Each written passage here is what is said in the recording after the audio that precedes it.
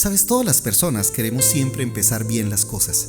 Cuando algunas personas se levantan, tienen la cábala de poner el pie derecho, empezando diciendo, oye, yo quiero arrancar con el pie derecho. Hay un pasaje de la palabra muy lindo que estamos estudiando el libro de Nehemías, y vimos el capítulo 1 y 2 acerca del primer pilar de cómo reconstruir nuestra vida, cómo empezar bien las cosas, y hablamos acerca de la oración, la importancia de la oración. Y les decía que por lo menos en el libro de Nehemías, 8 veces habla de Nehemías orando, clamando al Señor, y cómo la oración fue su soporte, cómo la oración fue ese baluarte fundamental que no solamente transformó hacia afuera, sino que en primer lugar transformó su corazón. Y aquí el capítulo que vamos a ver hoy es el capítulo 8. Y el capítulo 8 nos habla de la segunda parte del libro de Nehemías. Casi que el libro de Nehemías se divide en dos partes. La primera parte tiene que ver con la construcción de la muralla, que es desde el verso 1 al 7. Y cuando la muralla estuvo construida, pues empieza la segunda parte, y en la parte de la restauración. Curiosamente, eso pasa en el séptimo mes, y al empezar este séptimo mes aparece un pasaje que vamos a leer. Yo quiero que vaya ahí conmigo a el libro de Nehemías, capítulo 8, el verso 1, y dice así la palabra del Señor: y se juntó todo el pueblo como un solo hombre en la plaza que está delante de la puerta de las aguas, y dijeron a Esdras el escriba que trajese el libro de la ley de Moisés, la cual Jehová había dado a Israel.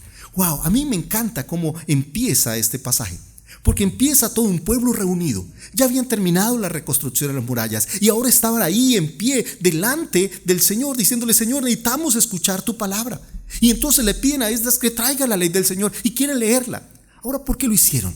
Porque entendieron su necesidad de Dios. ¿Sabes qué importante entender la necesidad de la palabra de Dios? Solo la palabra de Dios es el alimento. Hay personas que piensan que para empezar bien el año pues hay que tener buen dinero. Otras personas creen que hay que tener un buen trabajo, que hay que tener, bueno, eso está bien, una buena esposa, una buena familia. Pero lo más importante que tú y yo debemos tener, en primer lugar, como lo veíamos hace 8 días, es la oración. Pero el segundo elemento fundamental es la palabra de Dios. Y por eso el pueblo se reúne y decir: necesitamos la palabra. No podemos empezar esta nueva época, no podemos empezar esta nueva etapa si no es con la palabra de Dios, porque solo ella es el alimento.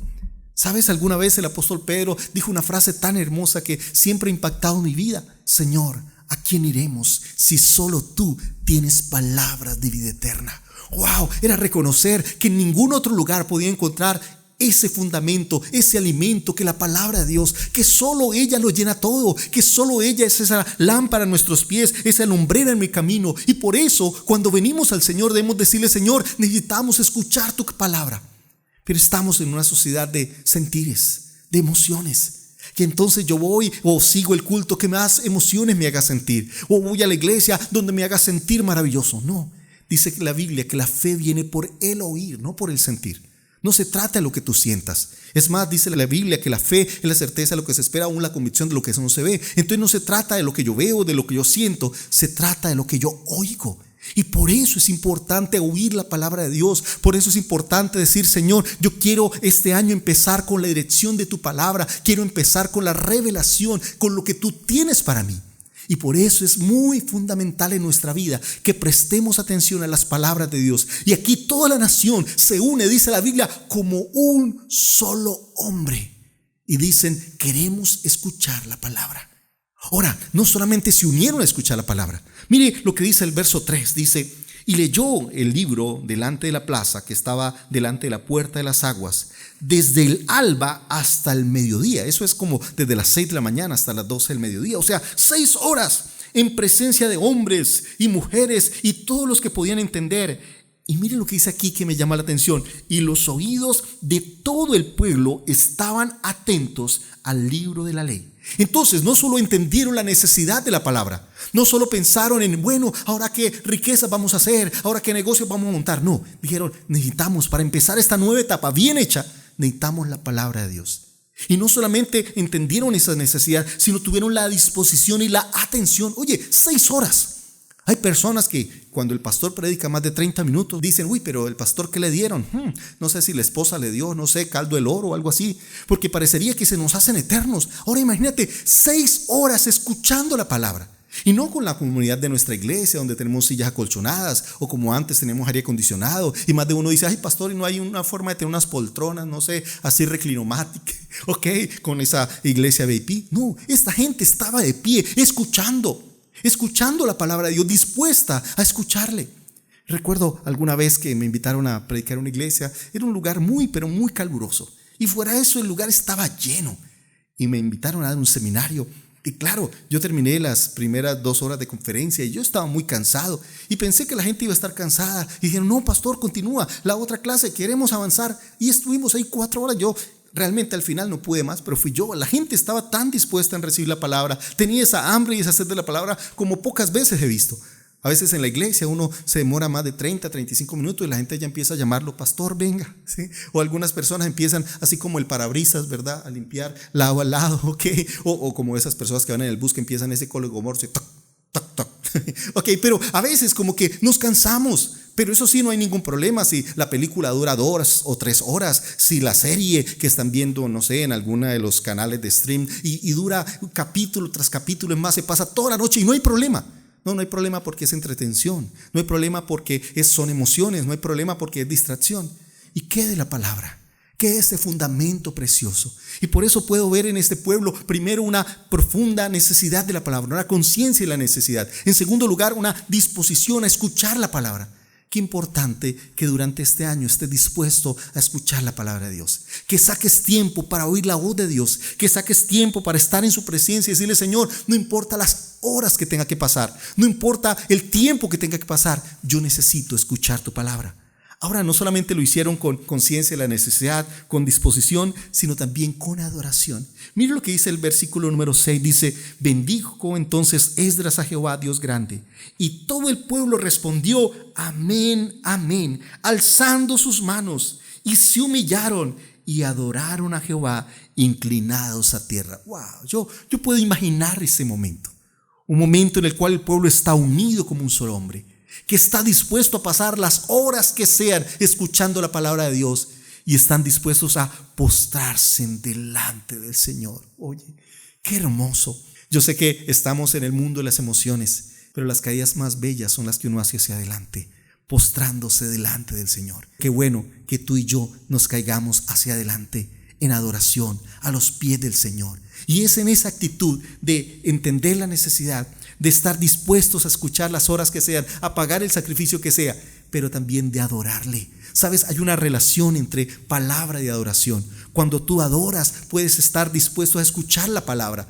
Qué triste que a veces pensamos que adoración solo es cantar, que adoración solo son emociones. No, la adoración es parte de la revelación de Dios y la revelación de Dios es parte de la adoración. Por eso me encanta cuando yo canto y predico y canto, porque son 2 cosas que van unidas. Es en la medida que yo tengo la revelación de Dios que le adoro, y es en la medida que yo adoro que tengo esa revelación que viene de parte de Dios, porque ese es el propósito de la adoración, postrarnos a sus pies para poder escuchar su voz. Y yo sé, en un mundo en el cual la gente se queda en los sentires, ¿y qué sintió de Dios? ¿Sabes qué importante es oír la voz de Dios? Qué importante es escucharle a Él. Dice la Biblia que las ovejas de Dios le siguen. ¿Por qué? Porque escuchan la voz del pastor. Y qué importante es eso, escuchar su voz. Ahora, no solamente entonces el ambiente que había para esta restauración era la conciencia, la necesidad, la disposición o la atención a la palabra. En tercer lugar, la adoración, que me parece muy lindo. Pero otro elemento también que me llama la atención. Mira lo que dice el verso 8. Dice, y leían en el libro de la ley de Dios claramente,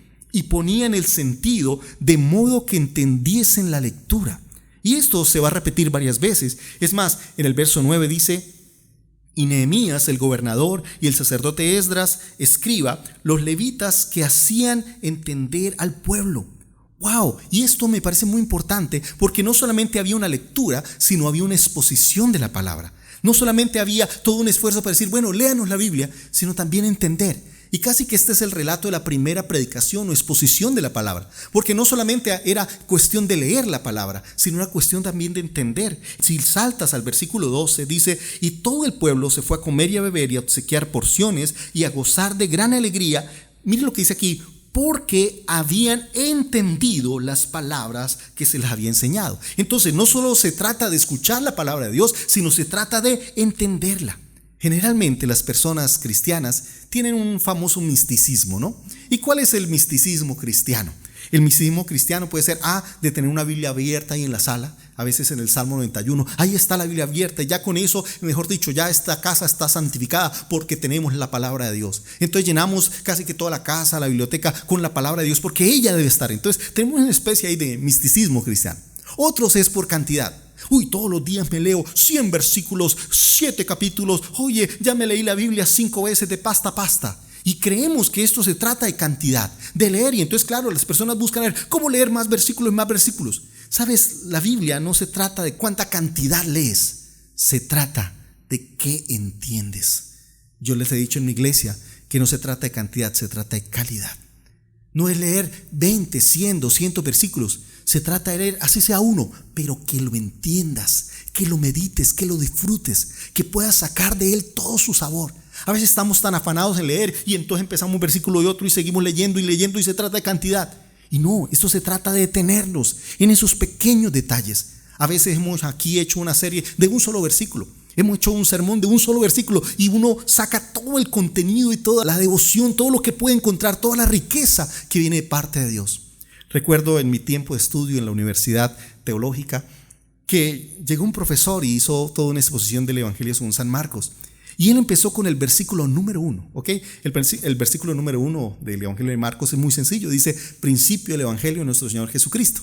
Oye, ese versículo 1 pasaría al versículo número 2. Y este profesor se quedó solo en este versículo. Y en este versículo hizo una exposición maravillosa y magistral que duró 2 horas. 2 horas hablando de lo que significaba esa frase, del porqué de esa frase, de qué significado tenía en nuestra vida esa frase. Yo me quedé tan asombrado que dije, wow, de esto se trata. No se trata de cuántos versículos lees, sino si tú puedes llegar a extractar, si tú puedes llegar a profundizar, si tú puedes llegar a desmenuzar lo que Dios tiene para nosotros. Por eso en esta iglesia no se trata de si leemos toda la Biblia en un año. Se trata de leer cada versículo y entenderlo. Por eso mi preocupación no es que usted la pase bueno. Sí, no es la estamos pasando bueno. No es que la pasemos agradable, porque este no es un programa de humor. ¿Quieres un programa de humor? Para eso está Sábado Felices. ¿Ok? Pero esto no se trata de humor, no se trata de cuál es el chiste del pastor. Se trata de entender la palabra de Dios.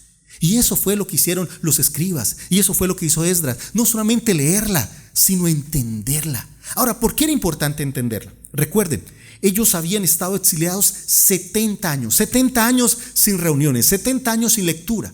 ¿Y qué pasa cuando pasa tanto tiempo, 70 años? Uno empieza a perder el sentido de las cosas. Algunos han dicho que era porque la gente hablaba en arameo y entonces ya no entendía el hebreo, cosa que no es cierto. Los que estaban en Jerusalén seguían hablando el hebreo y los hebreos hasta el día de hoy siguen manteniendo su idioma, así que no puedo creer que lo hayan perdido en esos 70 años. No se trata de la pérdida del idioma, se trata que a veces con el tiempo yo no entiendo las palabras. Y si el mismo pueblo de Dios que conocía el hebreo necesitaba explicar, aunque hubiesen pasado 70 años, ¿cuánto más nosotros? Mire, yo soy un expositor y me encanta la palabra del Señor. Cuando fui a la universidad, fui a una universidad bíblica porque me encanta la revelación de Dios, más que la teología un poquito más la doctrina y cómo derivar los pensamientos que vienen de parte de la palabra. Pero yo quería estudiar más bien la palabra, porque las doctrinas son limitadas con nuestro conocimiento, con nuestra revelación, con nuestro entendimiento, pero la palabra de Dios es inagotable y por eso mi deleite es la palabra. Fue el primer libro que leí desde que aprendí a leer, fue mi deleite. Todas las noches pasaba horas y horas leyéndola. Pero qué lindo cuando yo pude ir a la universidad ahora a tratar de entenderla y entender los idiomas originales, el griego, el hebreo. Cuando hoy en día doy clases de hermenéutica, recuerdo empezar con una de mis famosas frases, ¿no? Solamente esto lo va a entender la gente que está en Colombia, pero pregunto quiénes son menores de 25 años, ¿ok? O 30 años, y les pregunto a ellos, ¿qué entienden por la frase deberíamos revivir la hora Gaviria? Muchas personas se quedan así asombradas, ¿cómo así que la hora Gaviria? Y les he preguntado, bueno, para ustedes, ¿qué es la hora Gaviria? Y más de uno dice, no, pues la hora Gaviria, no sé, debe ser, está la hora loca, debe ser una hora de fiesta, debe ser un programa de televisión, la hora Gaviria con el presentador Gaviria. Y todos me han dado respuestas muy locas, algunas descabelladas que no tienen ningún sentido. Ahora, para los que ya somos viejitos, ¿ok? O por lo menos que hemos pasado más de 30 años, sí sabemos qué es. La hora Gaviria, para los que son jóvenes o los que están fuera del país, era una hora en el cual se llamó así, es una frase coloquial, porque Colombia vivió un racionamiento. Y entonces, claro, como había una falta o deficiencia de energía, decidieron adelantar el reloj una hora Así que ya no serían las 8, sino serían las 7. Y recuerdo en mi época de colegio que me tocaba madrugar mucho más, salía todavía oscuro. Y la idea de esa hora era aprovechar la luz solar, porque no había energía, habían muchos cortes de energía. Y entonces para aprovechar la luz solar decidieron adelantar el reloj. Jamás se llamó oficialmente la hora Gaviria, no. Pero como el presidente que estaba ahí y que le tocó hacer eso, pues fue el presidente Gaviria, por eso se llamó la hora Gaviria, una hora donde estuvo adelantado el reloj hasta que pudimos superar esa emergencia eléctrica. Ahora, mire, nosotros la sabemos y tú lo entendemos, y estoy explicando algo que los que son mayores que yo pues lo entienden con facilidad, me pueden dar más explicaciones, más anécdotas y pueden hablar de ella. Pero los jóvenes que no vivieron eso, que no pasaron ese momento, pues ellos no saben qué es. Y para ellos les cuesta entender que uno hable de la hora Gaviria, haga chistes de la hora Gaviria, algo que no entendieron. Y si nosotros, que pasó solo hace 25 o 30 años, tenemos que explicarle, imagínate las cosas que pasaron hace 70 años, cosas que nosotros no habíamos nacido. Pues claro, hay una distancia con los eventos y nosotros. Lo mismo pasa con la palabra de Dios. Mire, el libro más cercano que fue escrito a nosotros fue hace casi 2000 años.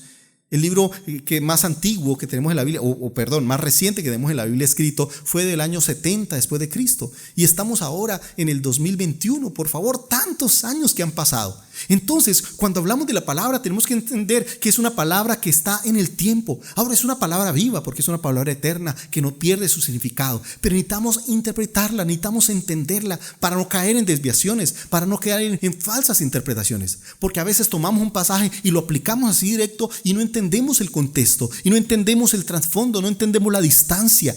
Y si para entender la frase como hora Gaviria yo necesito explicar el contexto histórico, pues muchas cosas para la palabra de Dios también necesitamos entender su contexto histórico, cuándo fueron escritas, dónde fueron escritas.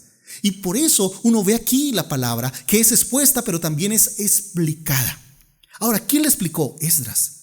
Y cuando uno mira por qué Esdras pudo explicar la palabra del Señor, pues yo quiero que vayan allí al libro de Esdras, justamente porque los dos son contemporáneos, Esdras y Nehemías. Y en el libro de Esdras, el capítulo 7, el verso 10, uno encuentra la razón. ¿Por qué Esdras pudo explicar la palabra? ¿Por qué pudo ponerla en términos sencillos? Mira lo que dice el verso 10 del capítulo 7 del libro de Esdras. Dice, porque Esdras, y mire cómo arranca, ¿no? Con una razón, porque Esdras había, primero que, preparado su corazón. Entonces no se trata solo de la palabra, tú necesitas preparar tu corazón para recibir esta palabra.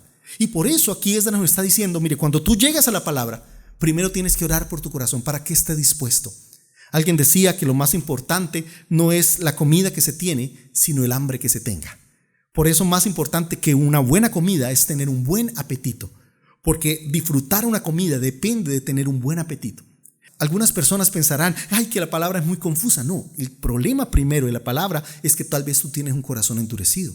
¿Recuerdan la parábola del Señor de la semilla? Que mucha no dio fruto, la primera porque cayó en el camino. Y dice la Biblia que cuando el Señor explicó esa parábola, dijo, es aquellas personas que tienen el corazón endurecido, que no permiten que la palabra entre. Entonces no se trata de leer la palabra. Si tú tienes un corazón endurecido, esa palabra no va a penetrar, esa palabra no va a germinar, esa palabra no va a dar fruto. Por eso tú necesitas, Señor, cambia mi corazón, sensibiliza mi corazón. Cada vez que yo voy a estudiar la palabra, eso es lo que oro al Señor. Señor, pon sensibilidad en mi corazón.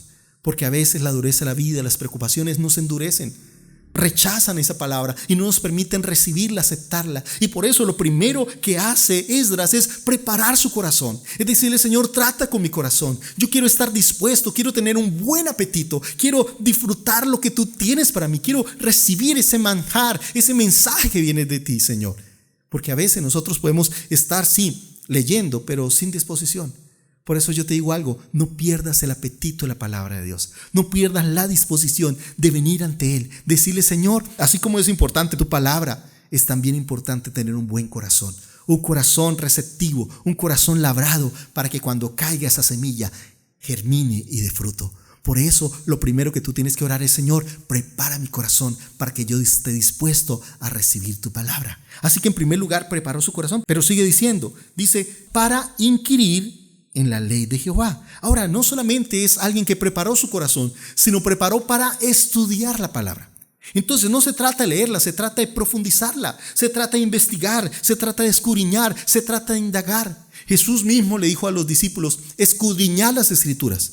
Y escudriñar es eso, es escarbar, es tomarte el tiempo, es investigar. Qué lindo extractar de ella todo su sabor, deleitarte en ella. Dice la Biblia en el Salmo 1, en la ley de Dios medita de día y de noche. Mire que no solamente él dice lee de día y de noche, sino dice medita en ella. Y eso me pasa a mí cuando yo leo un texto, estoy pensando en él y estoy comiendo y estoy pensando y estoy a veces hasta viendo algún programa y sigo pensando y me estoy bañando y sigo pensando la palabra, porque eso se trata de decirle: Señor, quiero entenderla, quiero aprovecharla, quiero investigarla. Y entonces tomo mi tiempo para estudiar la palabra, para mirar los idiomas originales, para mirar otras traducciones, para investigar lo que quiere decir. Y me encanta, eso es algo que disfruto. Yo no predico porque me paguen o no predico porque ese sea mi trabajo, predico porque es mi deleite. Y así no fuera pastor y así me quitaran, no sé, mi credencial o lo que sea, seguiré predicando la palabra de Dios, porque la palabra de Dios es mi pasión, es la fuente de mi vida. Mi primera predicación fue a los 7 añitos y muy jovencito estaba predicando en una iglesia llena, en un culto de niños. Y qué bueno saber que la palabra de Dios es maravillosa. Recuerdo cuando estaba en mi época de la universidad. Y claro, uno generalmente predica lo que ha escuchado otras personas. Y entonces uno toma nota. Ay, esta predicación me gustó. Y uno le pone ahí su sabor y la predica otra vez. Pero recuerdo la primera vez que yo mismo descubrí algo. ¡Wow! Mire, fue el día más feliz. Porque entendí que esa predicación no fue algo que escuché, no fue algo que me enteré en televisión, no fue algo que vi de otra persona, sino fue algo que Dios me reveló.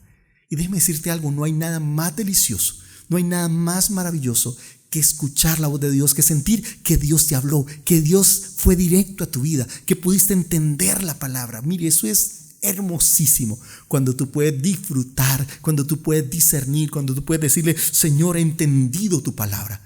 Por eso dice la Biblia en Nehemías que la gente estaba feliz porque había entendido la palabra. Y para entenderla, entonces en primer lugar debes preparar tu corazón. Segundo, investigarla, estudiarla. Yo quiero invitarles para que, si pueden estudiar en el seminario bíblico, les he invitado todos los lunes, tenemos un espacio de mirar hermenéutica. Justamente este año, este semestre, vamos a empezar con esa materia hermenéutica que es fundamental para entender la palabra de Dios, para examinarla, para extraer todo su sabor, todo su contenido.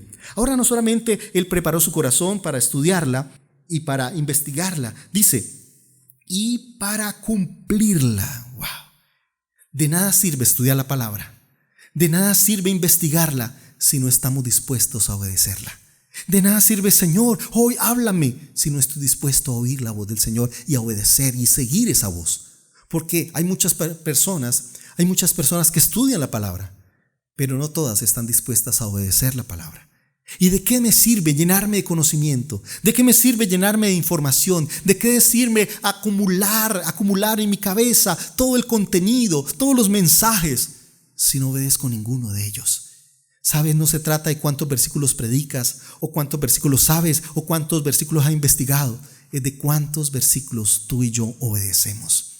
Por eso el salmista decía que la ley del Señor es deliciosa, es valiosa, pero dice: en guardarlos hay gran galardón. Esa es la medida que los obedecemos, esa es la medida que los ponemos en práctica. Ahí es donde está la verdadera riqueza.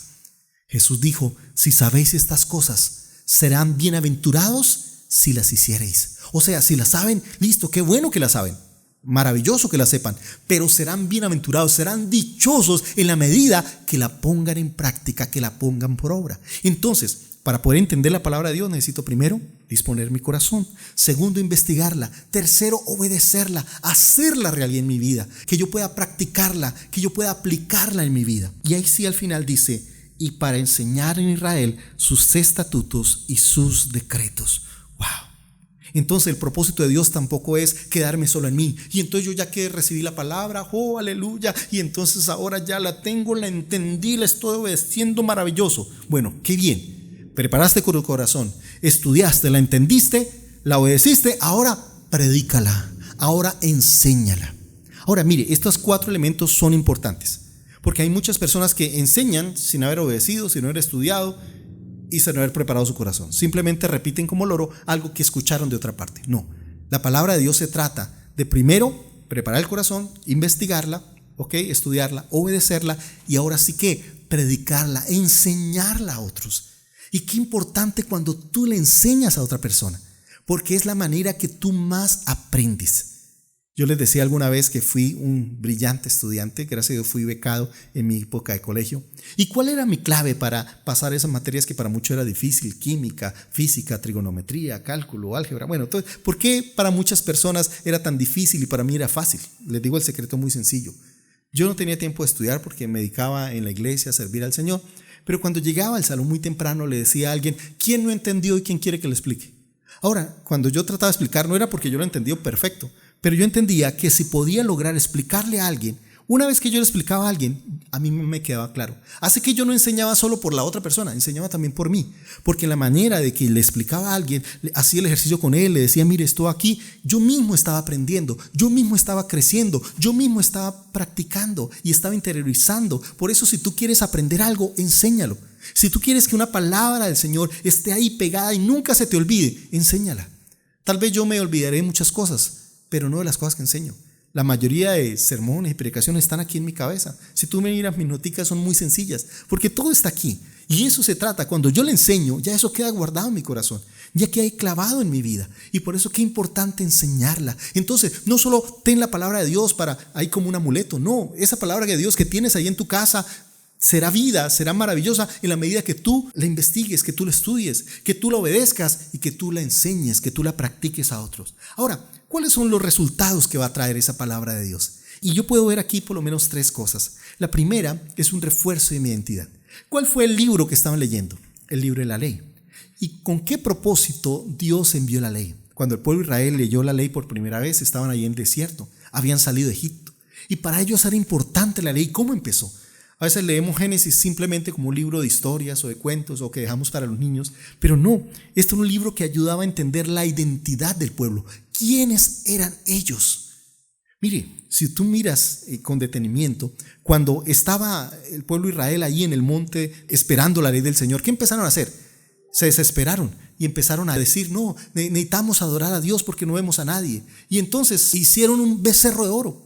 Ahora, no hicieron un becerro de oro para ofender a Dios, no. Mire, ¿quién fue el que hizo el becerro? Aarón. O sea, fue el mismo que después iba a ser el sumo sacerdote. Y le dieron todos los alhajas, todos los accesorios de oro a Aarón. Y Aarón que construyó un becerro. Ahora, ¿y qué dijo el becerro? O sea, un animal.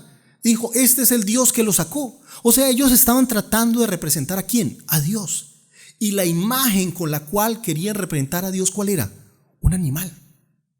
O sea, cuando ellos imaginaban a Dios, estaban imaginando un animal. ¿Por qué? ¿De dónde viene eso? Pues del concepto que tenían los egipcios de los animales. Los egipcios creían que los animales eran dioses y por eso los adoraban. Y por eso muchos de ellos tenían hasta cabeza animal cuando hacían sus descripciones, porque ellos creían que los animales eran dioses, los que daban la vida. Y entonces el Señor manda el Génesis diciendo, no son los animales los creados a imagen de Dios.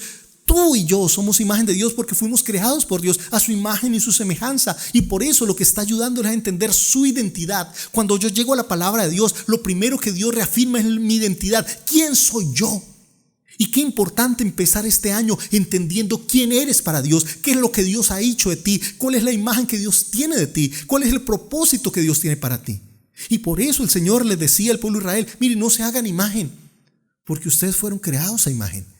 Pero a veces nosotros cuando no entendemos quiénes somos, estamos adorando el dinero, estamos adorando el placer y no hemos entendido que hay muchas cosas más valiosas que el dinero y es esa misma presencia de Dios. Que nuestra imagen de Dios o nuestra vida tendrá sentido en la medida que tengamos relación con Dios porque fuimos creados para eso y nuestra imagen es una imagen en relación. En la medida que yo estoy cerca de Dios, estoy reflejando esa imagen de Dios, me lleno de Dios. ¿Cuál es la evidencia del Espíritu Santo en mi vida? Carácter, amor, gozo, paz, paciencia. O sea, entre más me lleno de Dios, la imagen de Dios se fortalece en mi vida y puedo ser aquella persona que Dios quiere que sea. Por eso, en la medida que yo estudio la palabra, que me lleno de Él, crezco en la identidad que Dios quiere que yo desarrolle. En la medida que yo obedezco la palabra de Dios, empiezo a desarrollar la vida que Dios quiere que yo viva. Entonces, la Biblia me ayuda a entender la identidad. Me ayuda a entender qué es lo que Dios quiere para nosotros. Y por eso, el Señor nos invita a que podamos entender que necesitamos de su gracia.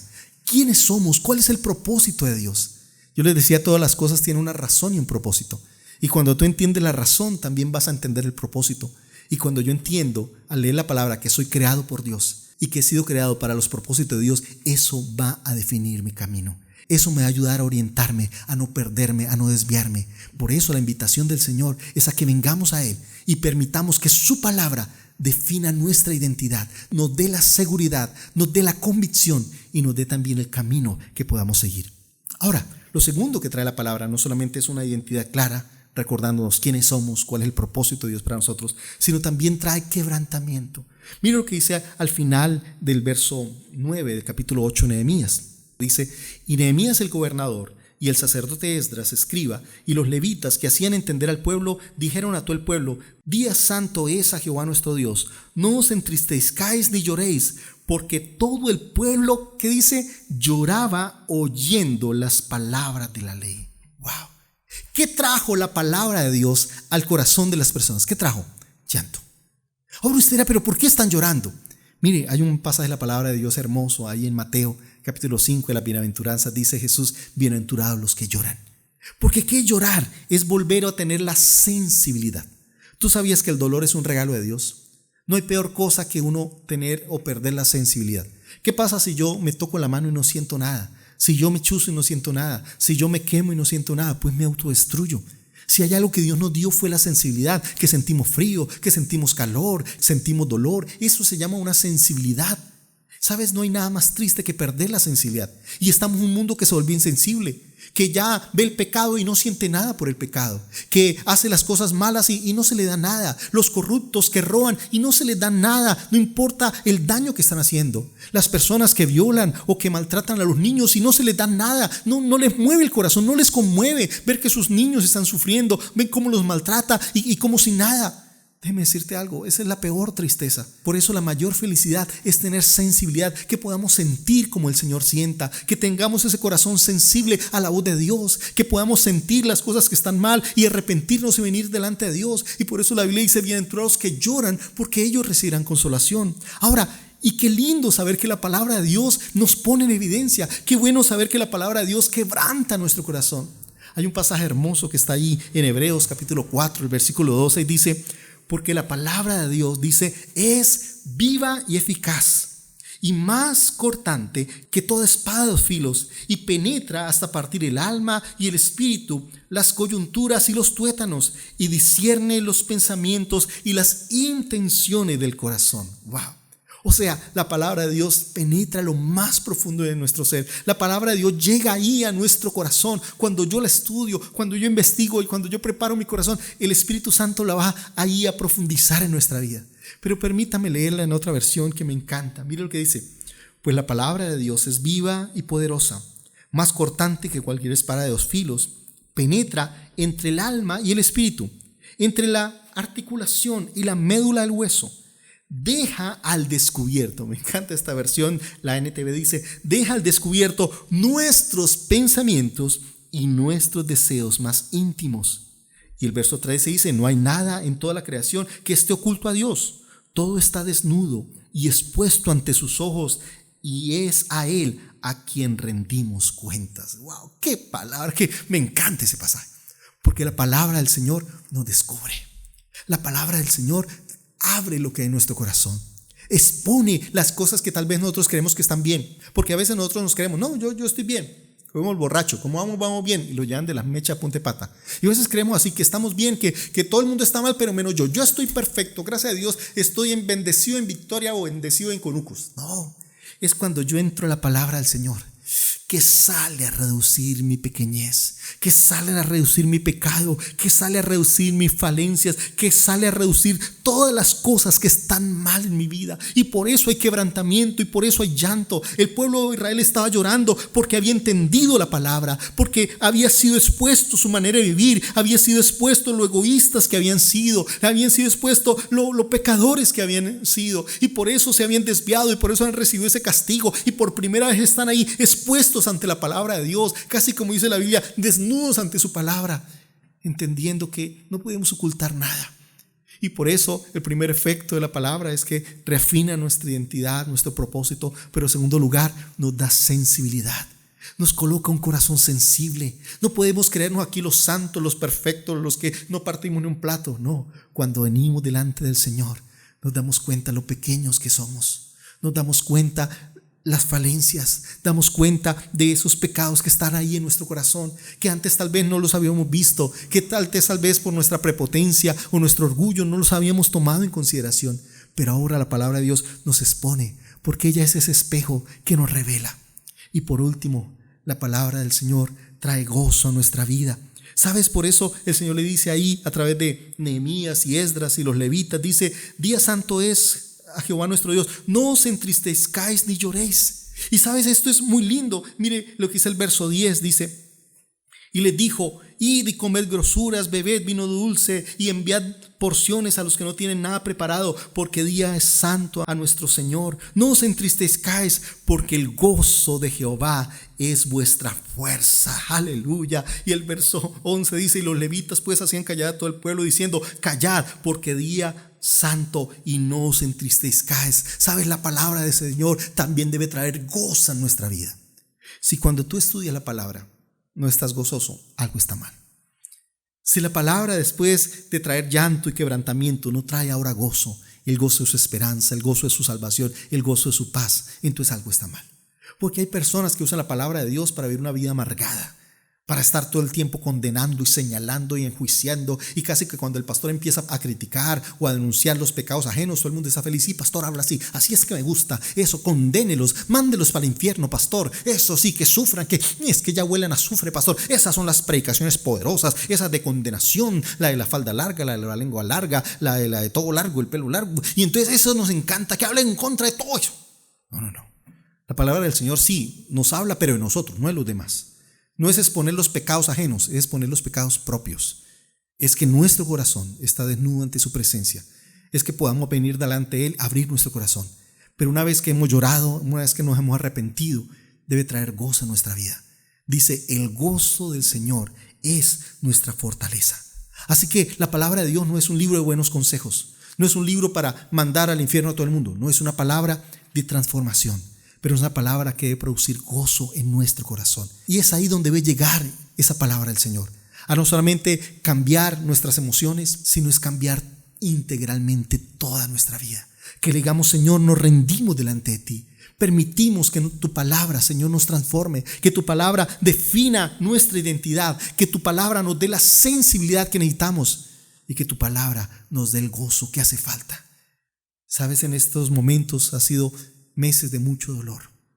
Ha sido meses donde los cuales he tenido que compartir con personas que han visto fallecer sus seres queridos. Y como nunca antes, en menos de 8 días, he estado en más de 3 funerales. Y no es fácil encontrar palabras para ellos. Pero qué bueno saber que su palabra siempre es una palabra que trae consuelo. Que el Espíritu Santo es el Dios consolador. Y qué bueno saber que en Él encontramos gozo. Sí, yo no me puedo alegrar de lo que está pasando en el país. No me puedo alegrar de lo que está pasando en el mundo, pero sí me puedo alegrar de su presencia. Dice: el gozo del Señor es nuestra fortaleza. Un gozo que trasciende las circunstancias, un gozo que trasciende las crisis, un gozo que trasciende los momentos que estamos viviendo, un gozo que supera todo lo imaginable. Es ese gozo de Dios que es fortaleza en medio de la tristeza. En medio de estos momentos de dolor, qué bueno saber que Dios está ahí a nuestro lado para fortalecernos, para rodearnos con su gozo, porque tal vez podamos perder la salud, podamos perder nuestra economía, podamos perder muchas cosas, pero nada ni nadie podrá quitarnos el gozo del Señor, porque este es nuestra fortaleza. Y qué bueno saber que la palabra del Señor va a traer ese gozo, va a traer una identidad clara, va a traer esa sensibilidad, ese quebrantamiento en nuestro corazón, pero también va a convertir esa tristeza en alegría. El gozo de su presencia, el gozo de su salvación, el gozo de su amor. Y por eso este es un día para estar gozosos. Este es un día para estar felices. No porque se acabó el virus, no porque se acabó la pandemia, no porque ya tenemos el dinero que necesitamos, no porque ya tenemos el trabajo que no tenemos. No, estamos felices porque Dios está con nosotros. Estamos felices porque hemos entendido la palabra del Señor. Estamos felices porque hemos recibido esa palabra. Y ese es el verdadero gozo. Algunos necesitan comprar algo para sentirse felices. Otros necesitan casarse para por fin estar felices. Otros necesitan que le cuenten un chiste y ver un programa de humor para estar felices. Déjame decirte algo: nuestra felicidad es el Señor. Y aunque la higuera no florezca, ni en las vides haya fruto, aunque las circunstancias sean difíciles en nuestro país, con todo nos gozaremos, con todo nos alegraremos. Por eso quiero invitarte para que hoy le digas al Señor: Señor, queremos venir delante de ti y permitir que tu palabra nos transforme, permitir que tu palabra nos cambie, permitir, Señor, que tu presencia venga, Señor, y estremezca toda nuestra estructura, que sane nuestras heridas,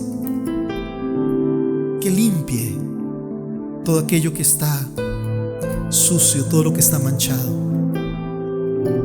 Porque tu palabra, a través de tu Espíritu Santo y tu sangre preciosa en la cruz del Calvario, nos purifica, nos llena de vida, nos conduce por sendas de justicia. Dile: Señor, yo quiero escuchar tu voz. Yo quiero acercarme a ti, Señor, y escuchar tu palabra, y permitir que esa palabra sea vida en mi vida, y permitir que tu palabra me transforme, me fortalezca, me ayude. Dependemos de tu gracia, Señor, de tu misericordia.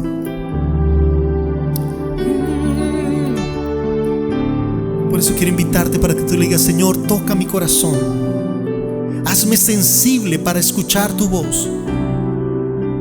Quiero escucharte, quiero oírte, Jesús. Quiero ser sensible a lo que tú tienes para decirme. Quiero exponer mi corazón solo a ti, Señor, para obedecerte, para honrarte.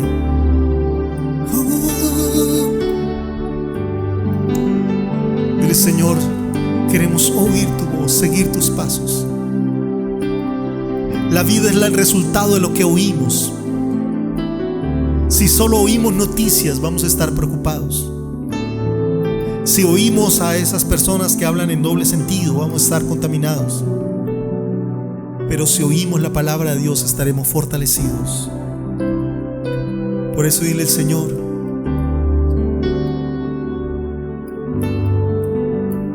abre mi oído, yo quiero escucharte.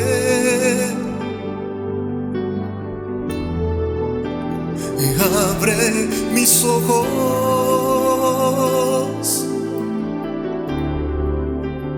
quiero mirarte. Oh, abre mis labios. Oh, quiero adorarte, Jesús. Guía mis pasos hacia tu camino. Oh, abre mi oído. Oh, yo quiero escucharte.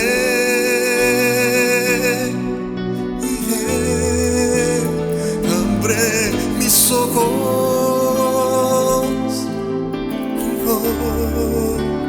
Yo quiero verte, Jesús, guía mis pasos.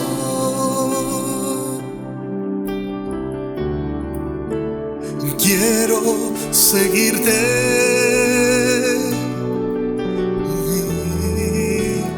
guía mi corazón a obedecerte.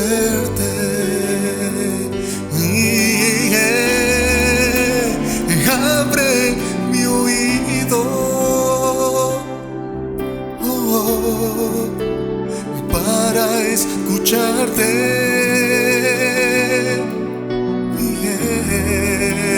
Abre mis ojos,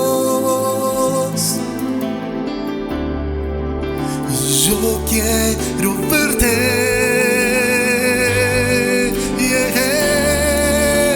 Abre mis labios para adorarte.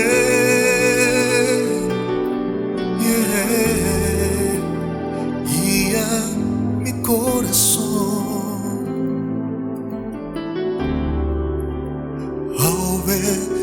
obedecerte. Guía mi corazón, dile. Guía mi corazón a obedecerte. Dile eso ahí. Este es un canto nuevo. Dile eso. Guía mi corazón. Guía mi corazón a obedecer.